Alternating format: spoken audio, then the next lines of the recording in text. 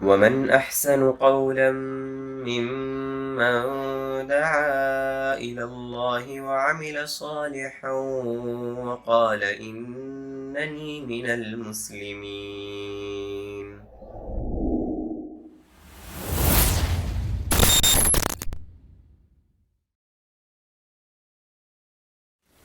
بسم اللہ الرحمن الرحیم الحمد للہ رب العالمین والصلاة والسلام علی رسولہ الکریم محمد وعلی آلہ وصحبہ اجمعین ومن تبعہم بإحسان الی یوم الدین اما بعد۔ یہ اللہ تعالیٰ نے ہمیں اور آپ کو اس دینی مجلس کے اندر شرکت کا موقع عطا فرمایا ہے۔ میں عزیزم نجم الدین ساجد کو دعوت دیتا ہوں کہ وہ تشریف لائیں اور قرآن مجید کی تلاوت کے ذریعے اس مجلس کا آغاز کریں۔ إنا عرضنا الأمانة على السماوات والأرض والجبال فأبين أن يحملنها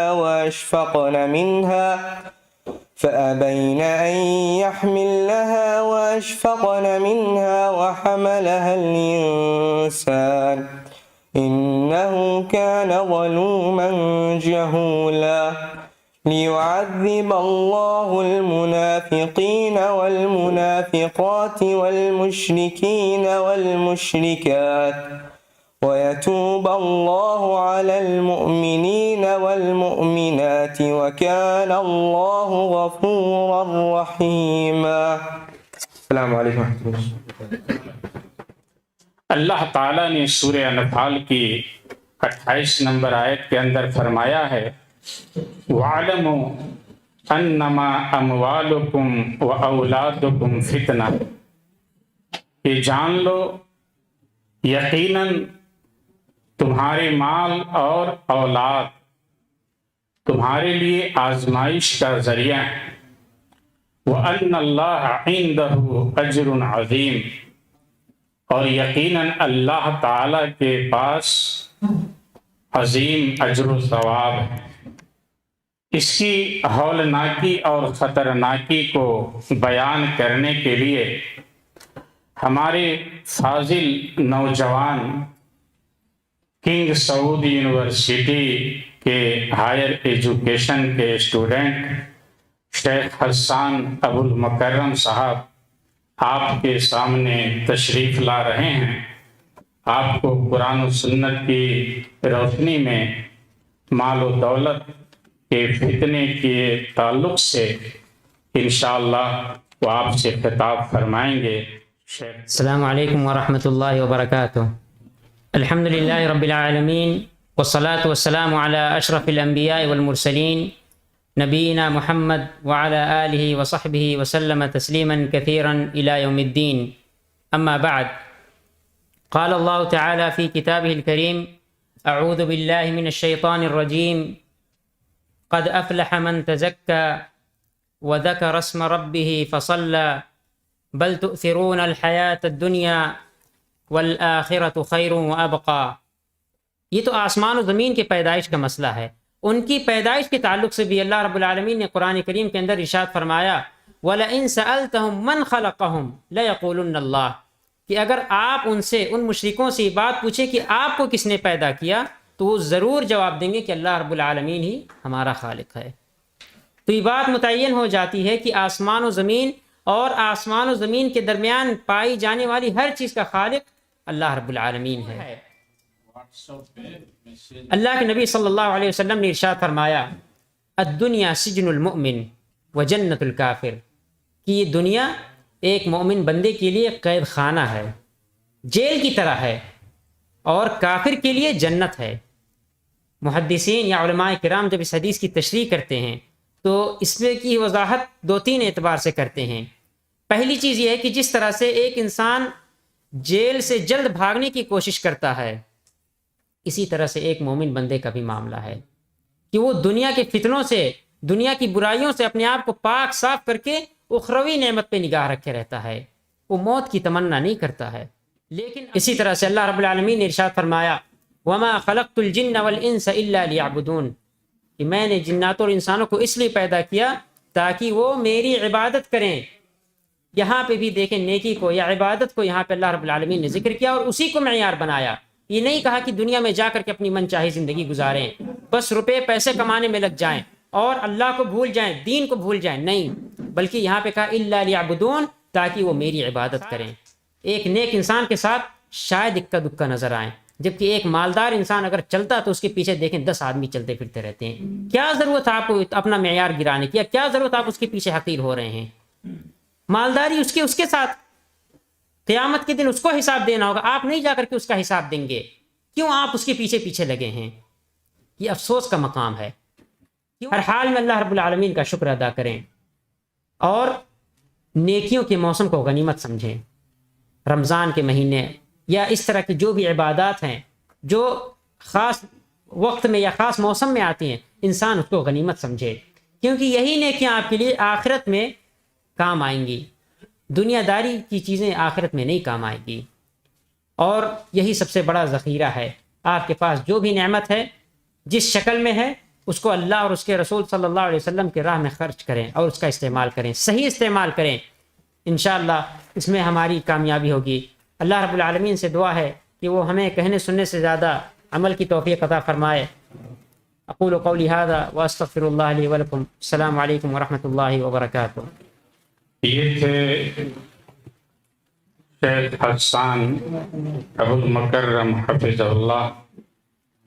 حق و باطل کا ٹکراؤ ہمیشہ سے دنیا میں ہوتا رہا ہے، کبھی باطل حق کو دبانے کی ہر ممکن کوشش کرتا ہے۔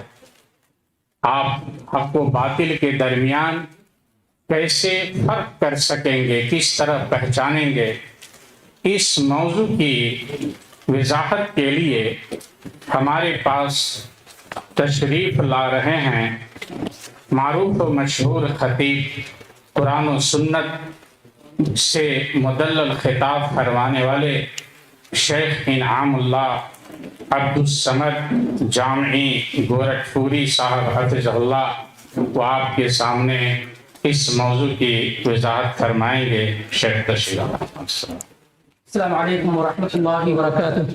ان الحمد للہ نحمده ونستعینه ونستغفره ونعوذ باللہ من شرور انفسنا وسیئات اعمالنا، من يهده الله فلا مضل له ومن يضلل فلا هادي له، واشهد ان لا اله الا الله وحده لا شريك له، واشهد ان محمدا عبده ورسوله۔ قال الله تعالى في كلامه العظيم اعوذ بالله السميع العليم من الشيطان الرجيم، قل لا يستوي الخبيث والطيب ولو أعجبك كثرة الخبيث سبحانك لا علم لنا إلا ما علمتنا إنك أنت العليم الحكيم۔ قابل احترام اسلامی بھائیوں، ساتھیوں، عزیزو، بلا شبہ ہم اور آپ جس دور میں زندگی گزار رہے ہیں، اس دور میں ہمارے اور آپ کے لیے حق جاننا، پہچاننا، تلاش کرنا، ڈھونڈنا یہ ایک مشکل اور اسی طریقے سے محنت طلب کام ہو گیا ہے۔ ہم اور آپ کسی بھی مسلمان کے کسی بھی گروہ سے، جماعت سے تعلق رکھتے ہوں تو ہم یہ کہیں گے کہ اسلام کے علاوہ جتنے بھی ادیان ہیں، جتنے بھی دین ہیں، سب باطل ہیں، کوئی بھی اللہ رب العالمین کے ہاں قابل قبول نہیں ہے۔ ان الدین عند اللہ الاسلام، اللہ تعالیٰ کے پاس جو دین قبول کیا جانے والا ہے وہ صرف اسلام ہے۔ وَمَن يَبْتَغِي غَيْرَ الْإِسْلَامِ دِينًا فَلَن يُقْبَلَ مِنْهُ، اور اسلام کے علاوہ کوئی بھی دین اللہ تعالیٰ کے ہاں قابل قبول نہیں ہے۔ تو اس جماعتیں بہت بنائی جائیں گی، لیکن سب سے بہترین راستہ، سب سے بہترین جماعت رسول اللہ صلی اللہ علیہ وآلہ وسلم کی ہوگی۔ اب یہاں پر حق اور باطل کے درمیان تفریق کرنا، تمیز کرنا اس اعتبار سے کچھ لوگوں کے لیے مشکل ہے کہ دنیا میں پائی جانے والی تمام مسلم جماعتیں، فرقے، ملتیں اپنے آپ کو درست اور صحیح کہتی ہیں اور کتاب و سنت کا اپنے آپ کو پابند بناتی ہیں۔ پھر ایسے میں کیسے یہ تمیز کی جائے کہ کون سی جماعت حق پر ہے، کون سا کام حق پر ہے. آپ تھوڑی محنت کریں گے اور اللہ تعالیٰ سے ہدایت طلب کریں گے تو انشاءاللہ اللہ رب العالمین یہ معاملہ آپ کے لیے آسان کر دے گا. لیکن یہ ڈرایا جا رہا ہے، آپ کو متنبہ اور آگاہ کیا جا رہا ہے، خطرناکی بیان کی جا رہی ہے کہ جس جماعت کے اندر اتنے فرقے ہو جائیں گے اور ان فرقوں میں سے 72 جہنم میں جانے والے، ایک جنت میں جانے والا ہوگا، تو کتنا محتاط طریقے سے زندگی گزارنی ہوگی، کس سے منہج لینا ہوگا، کس سے علم سیکھنا ہوگا، کس کے ذریعے سے کون سا شخص ہوگا جو کتاب و سنت سے قریب کرنے والا. مطلب یہ ہوا کہ 73 لوگ اگر بیٹھے ہیں، ایک مثال موٹی سی، تو 72 لوگوں ہیں جو درست اور صحیح منہج پہ نہیں ہیں. سب سے بڑی جماعت وہ حزب اللہ ہے، اسی کو حزب اللہ کہا جاتا ہے. اگر کیوں ہوتا نا، جیسے ابراہیم علیہ السلام، ان ابراہیم کان امہ، اکیلے ہی ابراہیم علیہ السلام کو امت کہا گیا ہے. تو اصل یہ ہے کہ آدمی تنہا ہو لیکن اللہ اور اس کے رسول سے مربوط ہو، جڑا ہوا ہو، وہ جماعت ہے. تنے تنہا اسے پیچھے مڑ کر کے دیکھنے کی ضرورت نہیں. تو صحابہ کا مقام و مرتبہ گھٹانا گرانا، بلکہ میں ہمیشہ ایک بات کہتا رہتا ہوں کہ کسی بھی عالم کو اگر آپ یہ دیکھیں کہ وہ صحابہ کی شان میں ادنا سی گستاخی کر رہا ہے. معاویہ بن ابو سفیان تو بہت اعلیٰ درجے کے صحابی ہیں، اگر ان سے کم درجے کا کوئی صحابی ہے اور اس کی شان میں کوئی بھی عالم ادنا سی بھی گستاخی کر رہا ہے، ان کے مقام و مرتبے کو کم کرنے کی کوشش کر رہا ہے، ان کے فقیہ اور غیر فقیہ ہونے پہ کلام کر رہا ہے، تو آپ سمجھ جائیے کہ وہ کتنا بھی قال اللہ وقال الرسول کی بات کر رہا ہو، اس کا منہج درست اور صحیح نہیں ہے اور وہ باطل پر قائم ہے، حق اس کے ساتھ نہیں ہے. میرے اپنے علم میں اس زمانے کے فتنوں میں سے ایک بہت بڑا فتنہ درس قرآن ہے کہ ہر آدمی جو قرآن دیکھ کر بھی نہیں پڑھنا جانتا ہے وہ درس قرآن دے رہا ہے. ہر جگہ درس قرآن کی مجلسیں اور محفلیں منعقد ہو رہی ہیں، درس قرآن ہو رہا ہے اور بڑی تعداد میں لوگ جڑے جا رہے ہیں جن کو تفسیر کے متعلق کچھ بھی معلومات نہیں، بلکہ اکثریت ان لوگوں کی ہے جو قرآن کو دیکھ کر بھی نہیں پڑھ سکتے ہیں. ایسے لوگوں کی دروس کی محفلیں جمی ہیں جو طالب علم بھی بننے کے لائق نہیں، اور کیوں؟ صرف قرآن کے نام پر، صرف قرآن کے نام پر. احادیث کا کوئی تعلق ان کے پاس نہیں، حدیث سے کوئی ربط ان کے پاس نہیں.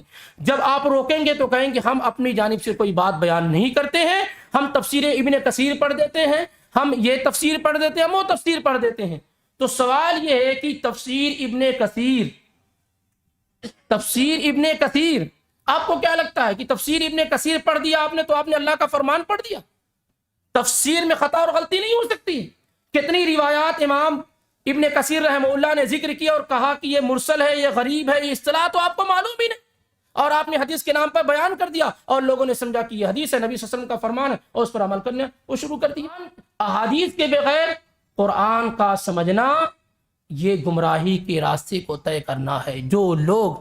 جو بھی لوگ احادیث سے واقف نہیں ہیں ایسے تمام دروس میں حاضری قطعاً مت دیجئے، اگرچہ قرآن ہی کے نام پہ کیوں نہ ہو. سوائے فتنے کے کوئی دوسری چیز آپ کو ہاتھ آنے والی نہیں ہے. اور علم علماء سے حاصل کیجئے، ہر ایرو گیرو نتو کیرو سے علم حاصل کیجئے.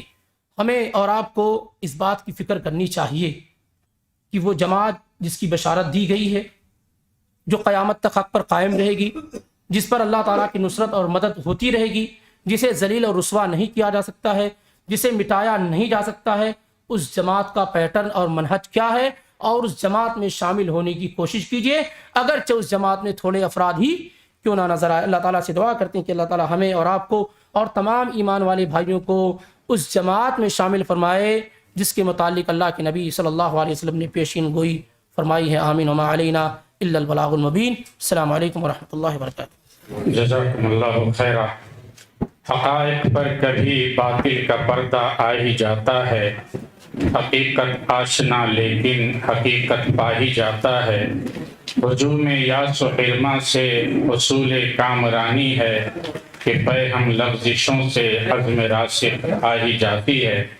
میرے بزرگ اور بھائیوں، یہ تھے جناب مولانا انعام اللہ گورکھپوری صاحب حفظہ اللہ، جو حق و باطل کی پہچان سے متعلق خطاب فرما رہے تھے. ابھی